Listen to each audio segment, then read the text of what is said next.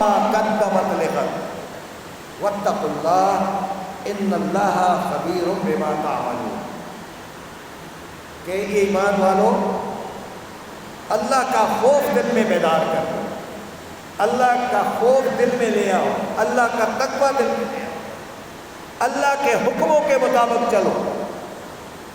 وَلْتَنْظُرْ نَفْسٌ مَّا قَدَّمَتْ لِغَدٍ، اور ہر شخص اپنا جائزہ خود لے لے کہ اس نے کل کے لیے کیا سامان جمع کیا ہے۔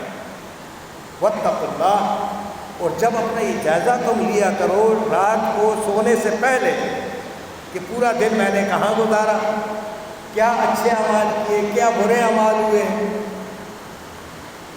تو جب جائزہ لیا کرو تو اس وقت بھی اللہ سے ڈرا کرو، کیونکہ ان اللہ خبیر بما تعملون، اللہ تبارک و تعالیٰ تو تمہارے سارے معاملات سے باخبر ہے۔ یہ سورہ حشر کی آیات ہے، اور یہ جو آیات آپ کے سامنے میں پڑھ کے سنا رہا ہوں یہ سورہ احزاب کی آیات ہے۔ قرآن مجید ہر وقت آپ کو ہدایت دے رہا ہے، آپ کو راستہ دکھاتا ہے، کیونکہ یہ ہدی للناس ہے۔ جو لوگ اس کلام کے مطابق چلتے ہیں ان کے گھر میں بھی رونق ہے، ان کے دلوں میں بھی رونق ہے، ان کے ماحول میں بھی رونق ہے، ان کی بلڈنگوں میں بھی رونق ہے، وہ جہاں بھی رہتا ہے وہاں رونق ہی رونق ہے، خوشیاں ہی خوشیاں ہیں۔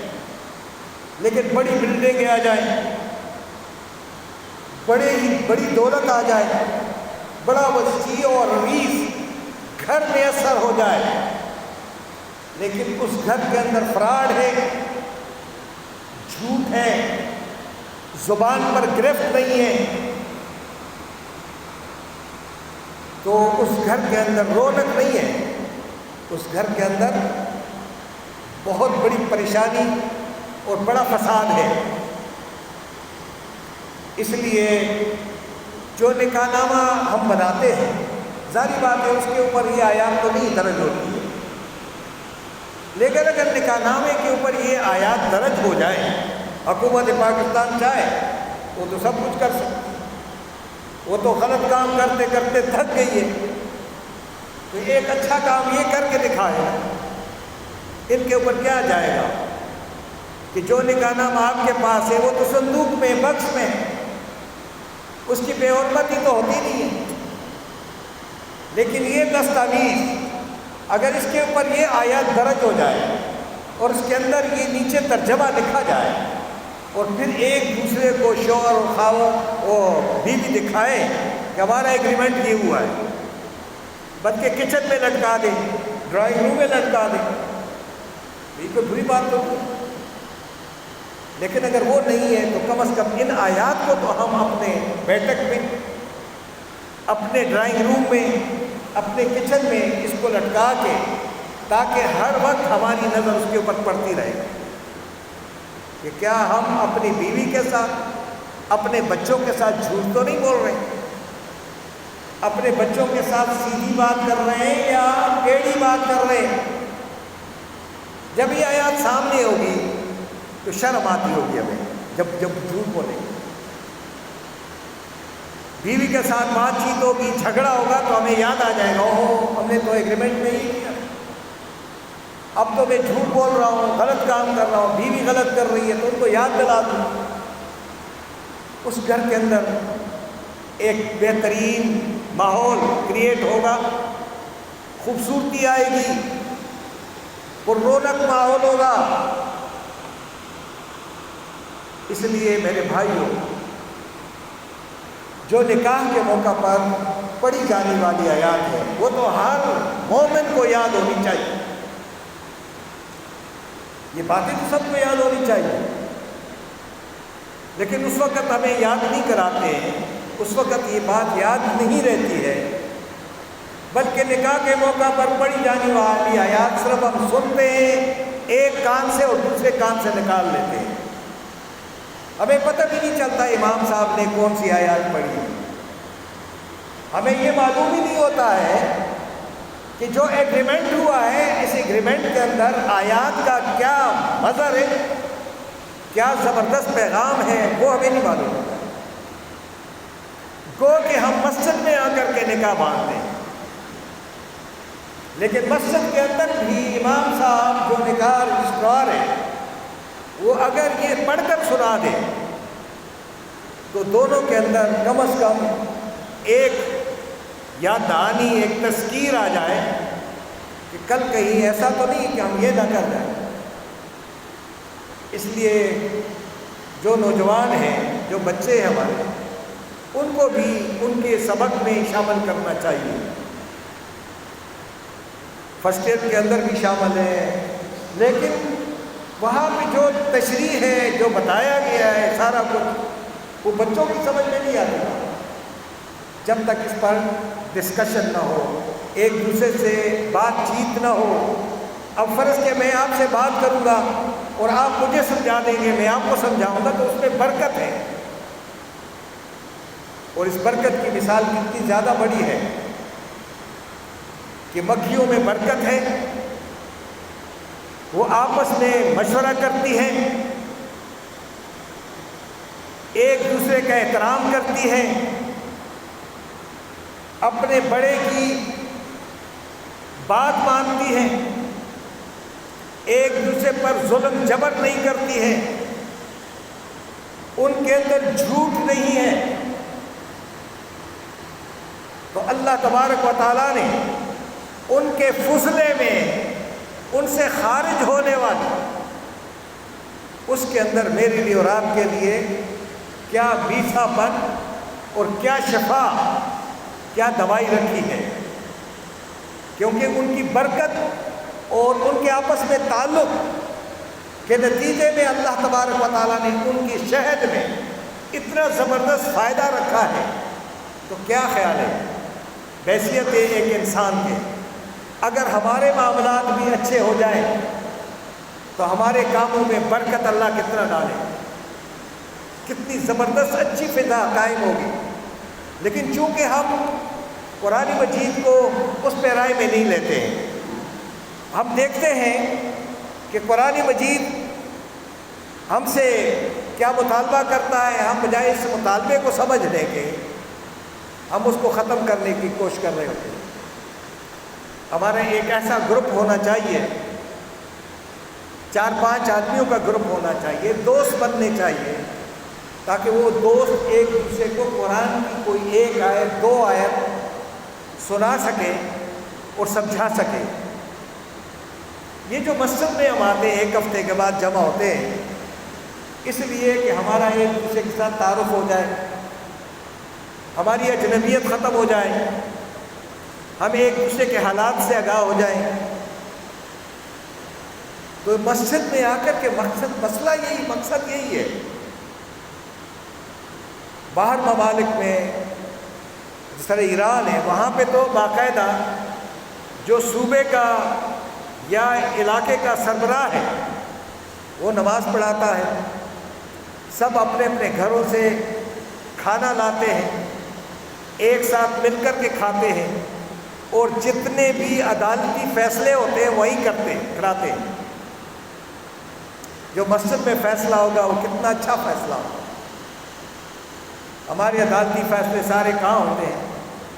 وہاں بھی جھوٹ ہی جھوٹ ہے، سچ ہے نہیں۔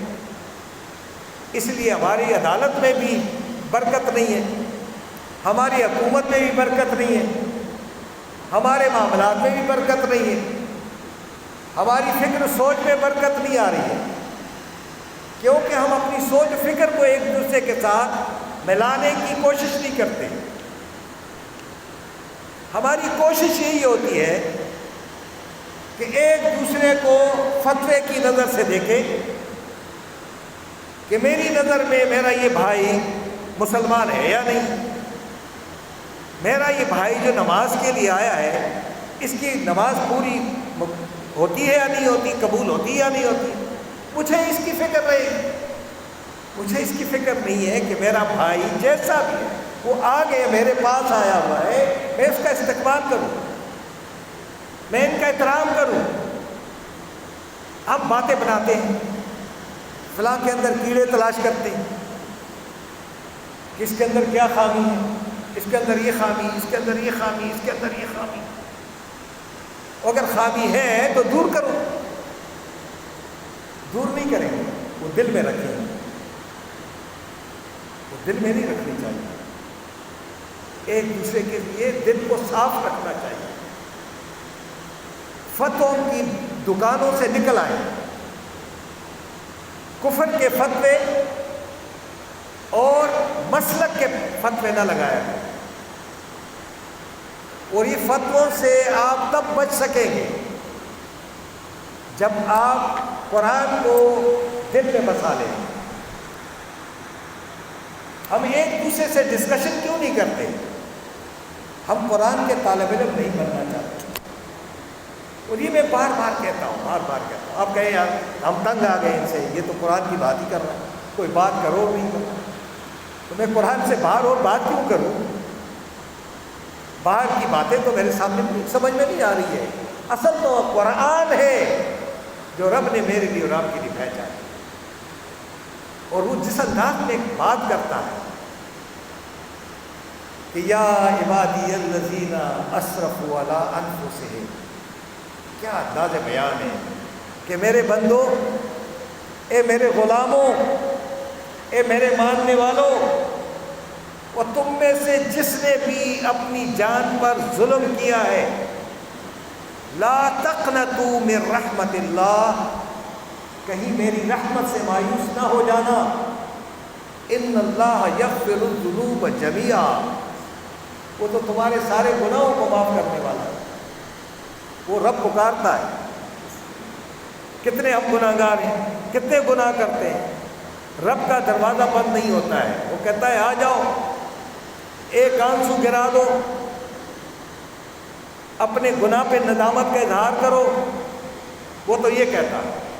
اور ہم ایک دوسرے کو بلا وجہ کوئی کیا فتویٰ دے رہے ہیں، کوئی کیا فتویٰ دے رہے ہیں. سوشل میڈیا پر یہی کچھ چل رہا ہے کہ فلاں صحابی نے یہ کیا، فلاں نے یہ کیا، فلاں ولی نے یہ کیا. اور تم سے تو ان کے بارے میں نہیں پوچھا جائے گا. مجھ سے اسلاف کے بارے میں سوال نہیں ہوگا کہ میرا دادا کیا کرتا رہا، میرا بابا کیا کرتا رہا. مجھ سے پوچھا جائے گا تم کیا کرتے رہے. ہمیں ادھر دور میں جانا پڑتا ہے. عثمان غنی رضی اللہ تعالیٰ عنہ کے بارے میں، ابو بکر صدیق رضی اللہ تعالیٰ عنہ کے بارے میں کہ ان کے خلاف میں یہ انقلاب، یہ تھا وہ تھا. تم کیوں کیڑے نکال رہے ہو؟ آپ کو کیا پڑ گئی؟ ان کا دور گزر گیا. انہوں نے اچھے کام کیے، اللہ نے ان کو درجہ عطا کر دیا ہے. ان کو اپنی نمازوں میں، اپنی دعاؤں میں یاد رکھو. ان کے لیے برے الفاظ کسی ایک کے لیے، بلکہ قرآن تو یہ کہتا ہے کہ آپ غیروں کے خداؤں کو بھی برا نہ کہو، کسی کے بتوں کو بھی برا نہ کہو، ان کو گالیاں مت دو. ہو سکتا ہے کہ جب تم ان کے بتوں کو گالیاں دو گے تو ہو سکتا ہے وہ غصے میں آ کر کے مجھے گالیاں دے دے، تو تم کیا کرو گے؟ اس لیے کہ رب بتوں کے، ان کے غلط نظریات کے بارے میں اگر ہم زیادہ کچھ کریں گے تو اس سے فائدہ نہیں ہے. ہم ان کی اصلاح کریں. اب سویڈن میں جو یہ بے حرمتی کی اور جس آدمی نے کی، آپ کیا سمجھتے ہیں کہ اس کے اوپر زندگی تو ایسی تنگ ہو گئی ہوگی کہ وہ یہاں سے وہاں تک نہیں جا سکتا ہوگا. وہ اپنے سائے سے ڈر رہا ہوگا اس وقت. لیکن اس توہین قرآن کے نتیجے میں آج ہزاروں کی تعداد میں اس مقام پر مسلمان جمع ہو گئے ہیں اور وہاں قرآن کی سب تلاوت کر رہے ہیں. یہ منظر پیش نہیں ہو سکتا تھا.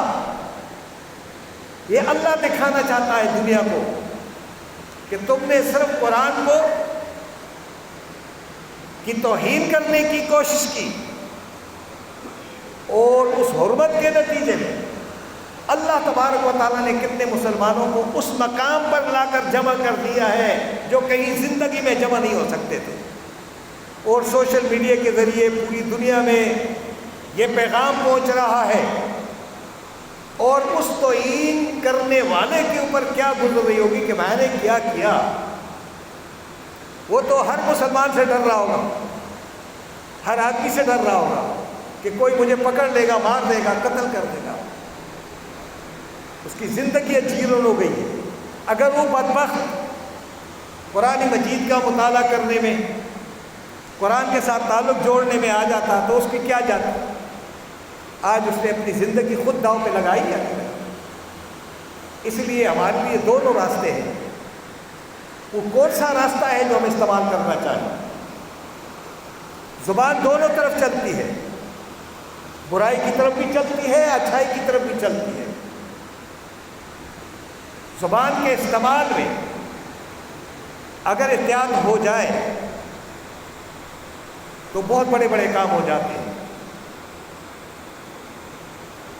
اور اگر زبان غلط طریقے سے چل پڑی